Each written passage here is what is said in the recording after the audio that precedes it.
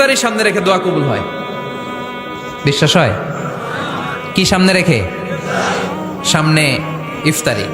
বসে থাকে আমরা তৃষ্ণায় সারাটা দিন, ছাতি ফেটে যায়। আল্লাহ দেখে, দেখতে দেখতে আল্লাহর একটা সফট কর্নার তৈরি হয়। এটাই সুযোগ কাজে লাগানোর, ঠিক কিনা? মুমিন যোগ্য যে কোপ মারে, সময় মতো কাজ করে, ঠিক কিনা?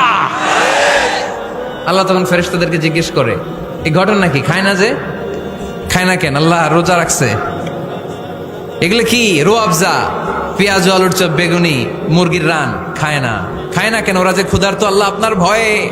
তাই কি চায়? আল্লাহ আপনার কাছে ক্ষমা চায়।